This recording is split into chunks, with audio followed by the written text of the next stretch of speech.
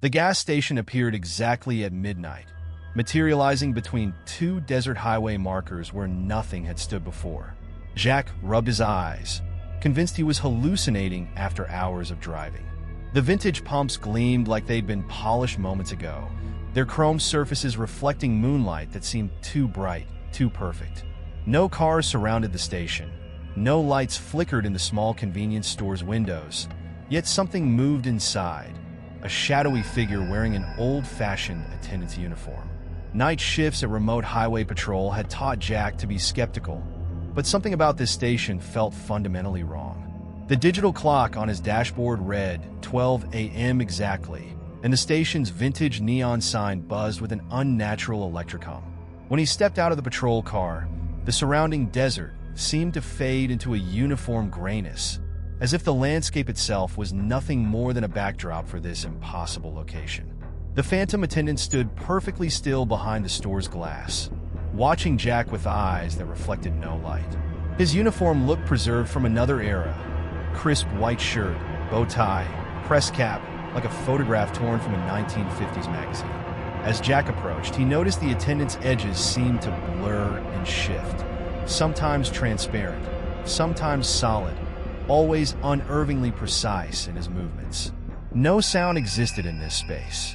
Jack's footsteps made no noise against the cracked asphalt, and the usual desert night sounds, crickets, distant coyotes, had vanished completely.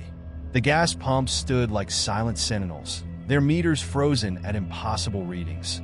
Gallons that couldn't exist, prices from decades past. Each pump seemed to pulse with a subtle, almost imperceptible rhythm, like a mechanical heartbeat. The convenience store's door opened before Jack touched the handle, revealing an interior that defied physical space. Shelves stretched impossibly far, stocked with products from different decades, cigarette brands long discontinued, soda bottles with designs from the 1960s, magazines with yellowed edges. The phantom attendant now stood directly behind the counter, smiling with teeth that seemed carved from porcelain. "Need some gas?" The attendant's voice sounded like it came from multiple directions simultaneously, neither male nor female, young nor old. Jack noticed the name tag read Henry, but the letters seemed to shimmer and change when he wasn't looking directly at them. Vintage cash registers lined the counter, their drawers opening and closing in perfect synchronization without human touch. Time behaved strangely inside the station. Jack's watch spun wildly, its hands moving backward and forward, sometimes stopping completely. The phantom attendant continued smiling, offering no explanation for the spatial anomalies surrounding them. Photographs on the wall showed the same station across different decades, sometimes bustling with customers, sometimes completely abandoned, always with Henry standing in the exact same spot. Outside, the desert continued its perfect, unchanging grayness. No stars, no moon, no horizon, just an endless neutral backdrop that suggested this gas station existed in a space between reality and imagination. The pumps continued their subtle pulsing, and Jack realized he could hear a faint heartbeat matching their rhythm. A heartbeat that wasn't his own. "You've been driving a long time," the Phantom Henry said, though Jack hadn't mentioned anything about his journey. The attendant's hand reached toward an old-fashioned rotary phone, fingers moving with mechanical precision. "Some travelers never leave," he added, those porcelain teeth gleaming in the impossible light. Jack's police training kicked in, but logic seemed to dissolve in this space. Every time he tried to focus on a detail, the attendant's precise location, the exact arrangement of products on shelves, everything would subtly shift. The station existed as a living memory, a phantom space that consumed travelers who stayed too long, who looked too closely. The gas pumps began to leak a substance that wasn't quite liquid, something between motor oil and blood, dark and viscous. It spread across the asphalt, creating intricate patterns that resembled map coordinates, ancient symbols that suggested something was being summoned. Henry continued smiling, his form becoming increasingly translucent. Survival instincts finally overwhelmed Jack's curiosity. He turned to run, but the door had vanished. The convenience store's walls now stretched infinitely, shelves becoming corridors that twisted impossibly. Henry's laughter echoed from everywhere and nowhere, a sound that suggested this wasn't the first time the station had chosen a victim. Patrol reports would later show Jack's vehicle found abandoned near the highway marker, its gas tank mysteriously full. No trace of the station would be discovered, no evidence that anything except empty desert existed in that location. Only Jack's dashcam would reveal a brief, impossible image, a vintage gas station, a smiling attendant, and a world that didn't follow any known physical laws. Some highway patrol legends speak of travelers encountering impossible spaces, of gas stations that appear and disappear like supernatural way stations. Jack's experience would become another whispered story, another unexplained encounter in the vast, empty highways where reality becomes more suggestion than fact. The Phantom Station waited, patient and hungry, for its next unsuspecting traveler. Radio communications that night picked up strange interference, fragments of conversations from different decades, snippets of music that hadn't been played in generations. Dispatchers would dismiss it as equipment malfunction, but those who knew the highways understood something else. The Phantom Station was communicating, selecting its next victim with mathematical precision. Jack's colleagues would never believe his story. The photographs he'd taken would show nothing but empty desert. The dashcam footage would be mysteriously corrupted. Only a single piece of evidence remained, a vintage gas station receipt dated 1957, found in his jacket pocket. The name, Henry, printed perfectly at the top, along with a location that didn't exist on any map. Some spaces exist between memory and reality, waiting patiently for travelers who stray too far from known paths. The Phantom Station was such a place, a living memory, a supernatural way station that consumed journeys, collected stories, and waited for those who would listen to its impossible narrative. And Henry would always be there, smiling, waiting for the next traveler to pull into his timeless domain. The old gas station stood like a forgotten sentinel along the abandoned stretch of Route 66, its windows clouded with decades of dust and unspoken memories. Sarah had driven past it 100 times during her cross-country trucking routes, but tonight something felt different. The neon sign flickered to life as her semi-truck approached, spelling out Miller's Station in letters that seemed to pulse with an unnatural rhythm. Night shifts had taught Sarah to trust her instincts, and everything about this station screamed wrong.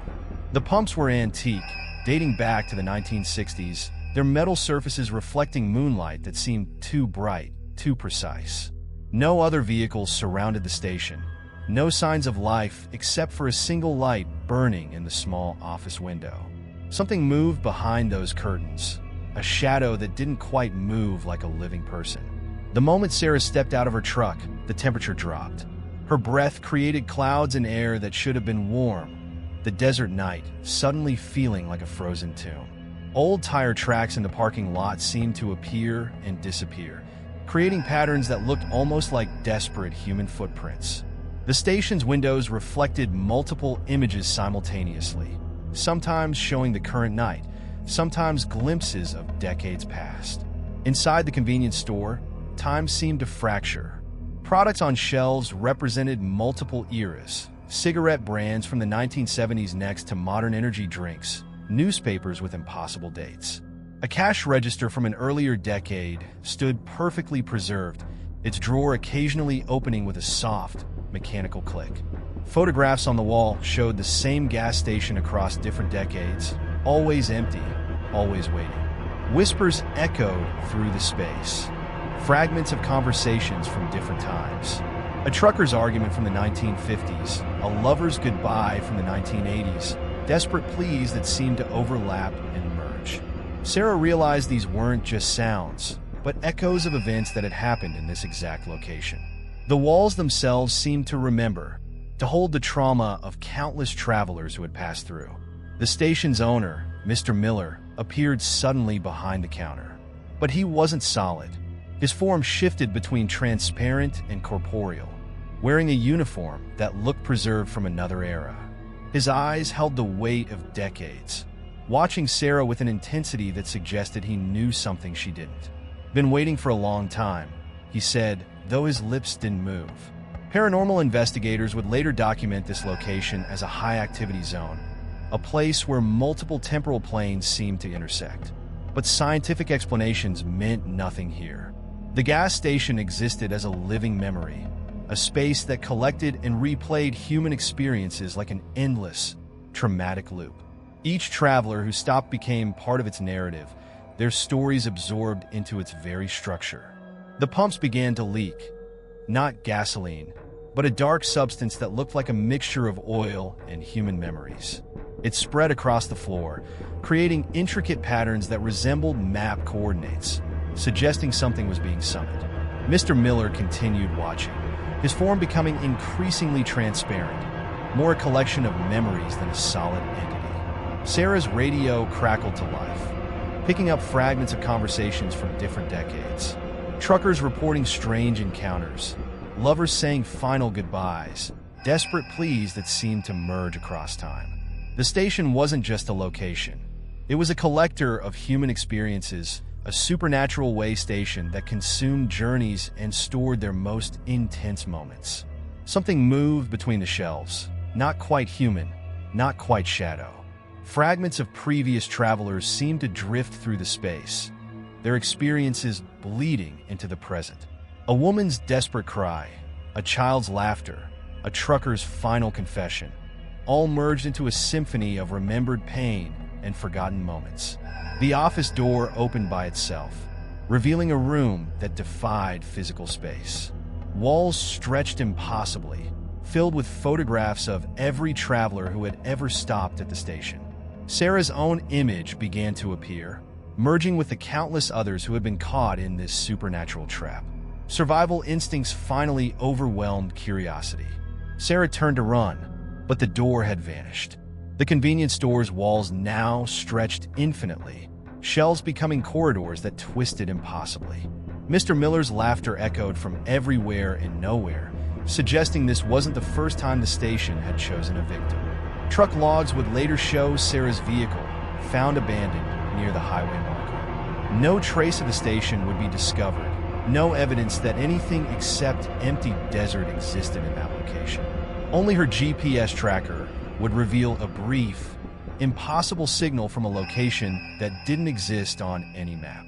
Highway patrol legends speak of travelers encountering impossible spaces, of gas stations that appear and disappear like supernatural way stations.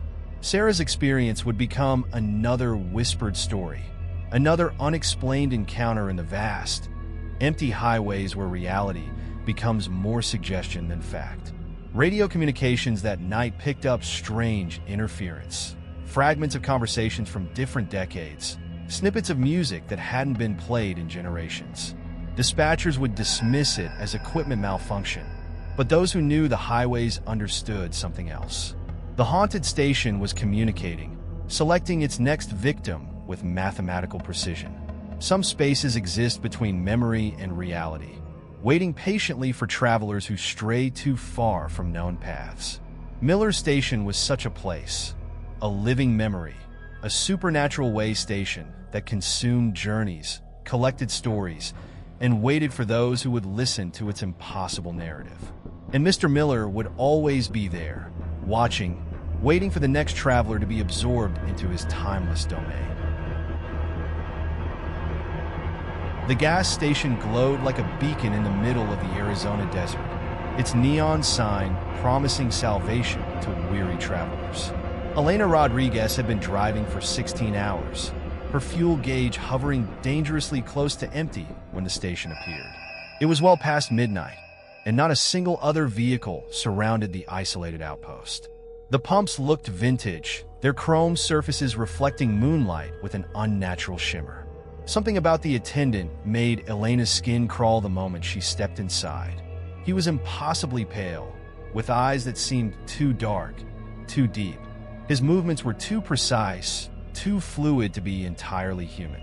A name tag read Marcus, an elegant, old-fashioned script, but the edges of the badge seemed to shimmer and change when she wasn't looking directly at it. The convenience store felt wrong in a way Elena couldn't immediately explain. Products on the shelves looked preserved from different decades, cigarette brands from the 1960s sitting next to modern energy drinks. Vintage photographs lined the walls, showing the same gas station across multiple eras, always empty, always waiting. The temperature inside felt significantly cooler than the desert night outside. "Long drive?" Marcus asked, his voice carrying an accent that seemed to belong to no specific time or place. His teeth appeared too perfect, too white when he smiled, sharp and uniform in a way that human teeth never were. Elena noticed his hands never touched anything directly, hovering just above surfaces with an unsettling grace. Blood-red stains marked some of the vintage maps hanging on the wall. At first glance, they looked like old coffee marks, but Elena realized they were too precise, too deliberately placed. The map showed travel routes that no longer existed, highways that had been abandoned decades ago. Each route seemed to converge at this exact location. Payment wasn't discussed. When Elena reached for her credit card, Marcus simply waved his hand. The cash register opened by itself, and a receipt printed with impossible precision, listing her exact route, her destination, even the number of miles she'd traveled. But the date printed was from 30 years ago. The gas pump outside began to fill her tank automatically, its mechanical rhythm feeling almost like a heartbeat. Elena watched through the window, noticing how the pump's movements seemed synchronized with something else, a pulse that felt deeper than mere machinery. Shadows moved between the pumps, too quick to be fully seen. Photographs on the walls began to change subtly. Travelers from different eras appeared and disappeared, their faces blurring together. Some looked terrified, others resigned. All seemed to be looking directly at the viewer, their eyes carrying a depth of understanding that suggested they knew something Elena didn't. Marcus moved without walking, appearing suddenly behind different counters, his reflection never quite matching his actual position. "Travelers always need something," he said, though Elena hadn't spoken. "Some need fuel. Some need something more." His tongue traced the edge of his lips, and Elena noticed how sharp his canine teeth appeared. The convenience store's interior seemed to expand beyond its physical boundaries. Shelves stretched impossibly far, creating corridors that twisted in ways that defied architectural logic. Product labels changed language and era with each glance. Spanish, English, French, from decades spanning a century. Outside, the desert had transformed. No stars visible, no horizon, just a uniform darkness that suggested the gas station existed in a space between reality and something else. The pumps continued their mechanical breathing, and Elena realized she could hear a heartbeat that wasn't her own. Survival instincts finally overwhelmed curiosity. Elena turned to run, but the door had vanished. Marcus stood blocking her path, no longer bothering to hide his true nature. His eyes were completely black, skin so pale it seemed translucent. "Some journeys," he said, "are not meant to be completed." Highway patrol reports would later show Elena's vehicle found abandoned near an impossible location. No trace of the gas station would be discovered. No evidence that anything except empty desert existed in that spot.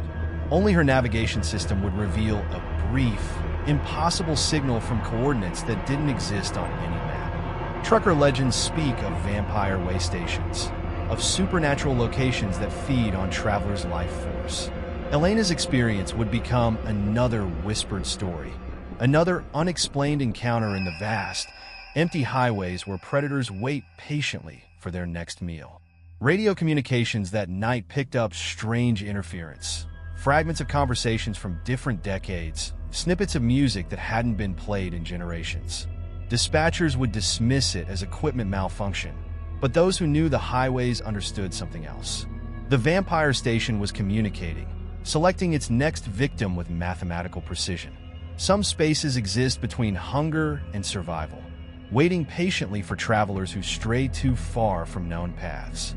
Marcus's station was such a place, a living predator, a supernatural way station that consumed journeys and stored their essence.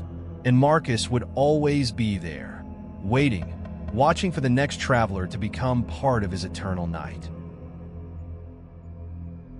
The gas station appeared suddenly on the darkest stretch of Interstate 40. its flickering neon sign promising salvation to Michael Thompson, whose rental car was running dangerously low on fuel.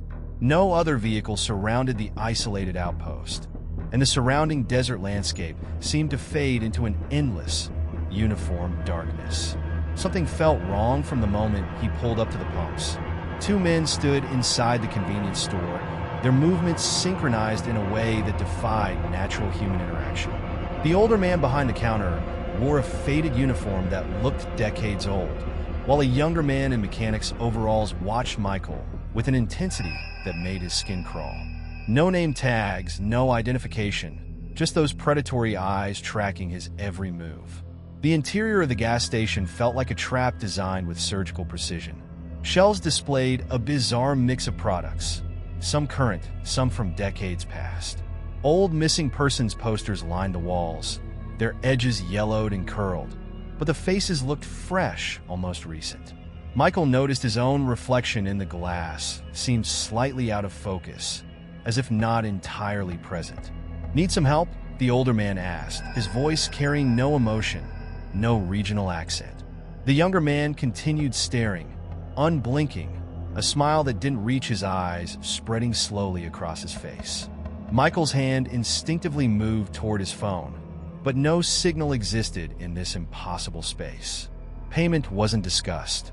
When Michael reached for his wallet, the older man simply waved his hand. The cash register opened by itself, and a receipt printed with impossible precision, listing his exact route, his destination, even the number of miles he'd traveled. But the date printed was from 5 years ago. The gas pump began filling his tank automatically, its mechanical rhythm feeling like a calculated heartbeat. Michael watched through the window, noticing how the pump's movements seemed synchronized with something else, a predatory precision that suggested careful planning. Shadows moved between the pumps, too quick to be fully seen. Photographs on the walls began to change subtly. Missing persons from different eras appeared and disappeared, their faces blurring together. Some looked terrified, others resigned. All seemed to be looking directly at the viewer, their eyes carrying a depth of understanding that suggested they knew something Michael didn't. The younger man moved without walking, appearing suddenly behind different counters, his reflection never quite matching his actual position. "Travelers always stop here," he said, though Michael hadn't spoken. "Some need fuel. Some need something more." His hand moved slightly, revealing a set of handcuffs partially hidden beneath his work jacket. The convenience store's interior seemed to expand beyond its physical boundaries. Shelves stretched impossibly far, creating corridors that twisted in ways that defied architectural logic. Michael realized the missing persons posters now included recent photographs, people who had disappeared on this very highway in the past few months. Outside, the desert had transformed. No stars visible, no horizon, just a uniform darkness that suggested the gas station existed in a space between reality and something else. The pumps continued their mechanical breathing, and Michael realized he could hear multiple heartbeats that weren't his own. Survival instincts finally overwhelmed curiosity. Michael turned to run, but the door had vanished. The older man and younger man blocked his path, their movements perfectly coordinated. "Some journeys," the older man said, "are not meant to be completed." Handcuffs glinted in the fluorescent light. Highway patrol reports would later show Michael's rental car found abandoned near an impossible location. No trace of the gas station would be discovered, no evidence that anything except empty desert existed in that spot.